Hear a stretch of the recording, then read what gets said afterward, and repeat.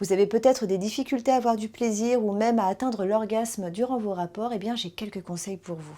Bonjour, je suis Céline Tran et je suis coach en bien-être et en sexualité. Oui, mesdames, cette vidéo est pour vous. Alors mon premier conseil, avant même de parler de l'autre, avant même de parler de rapport sexuel, il me semble essentiel quand même de se concentrer sur soi. Si vous ne connaissez pas votre corps et votre sensibilité, comment pouvez-vous espérer accueillir des sensations procurées par quelqu'un d'autre? Alors oui, effectivement, ça peut être sympa d'être initié par quelqu'un qui a de l'expérience, mais je vais vous dire une chose, la meilleure initiatrice, c'est vous. Et pour ça, la masturbation avec vos mains, mais aussi avec des sextoys, tout simplement parce que c'est intéressant d'explorer plusieurs types de stimulation. La masturbation est un moment que vous passez avec vous-même, avec votre corps. C'est le moment de l'explorer, d'explorer ces différentes zones érogènes et sensibilités. Donc quand je parle de masturbation, eh bien évidemment je parle des parties génitales, mais finalement il s'agit aussi de se caresser et tout simplement de vous faire du bien. Plus vous connaîtrez votre corps, plus vous serez apte à vous donner du plaisir à vous-même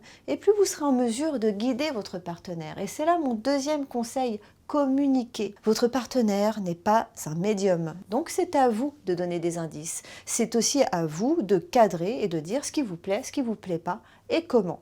Il y a cette possibilité de dire non, pas comme ça, ou de dire, eh bien, oui, ça me convient, mais tu sais quoi, je préfère que tu le fasses comme ça. En fait, tout est modulable. Il ne s'agit pas de dire non à tout, de dire oui à tout. En même temps, il est aussi possible de garder de l'excitation dans cette manière de guider. On peut très bien dire non sans rejeter l'autre, sans lui dire de manière agressive et sans finalement le vexer. Si vous êtes dans cette dynamique de partage, alors le oui est un oui justement à l'exploration. N'oubliez pas que l'orgasme, eh bien, c'est la cerise sur le gâteau, mais on peut avoir aussi beaucoup de plaisir sans orgasme. Ce qui fait la qualité d'un rapport, c'est à quel point vous êtes connecté à lui. Et finalement, tout le reste, eh bien, ce n'est que du bonus. Alors après, effectivement, s'il y a des blocages, ça mérite éventuellement de recourir à un spécialiste qui pourra peut-être vous accompagner. Ça peut être lié à l'éducation, à certaines croyances, à une forme de culpabilité. On ne s'autorise tout simplement pas à avoir du plaisir. Si vous souhaitez me contacter, me consulter, eh bien sachez qu'il est possible de me joindre via mon blog mavideninja.com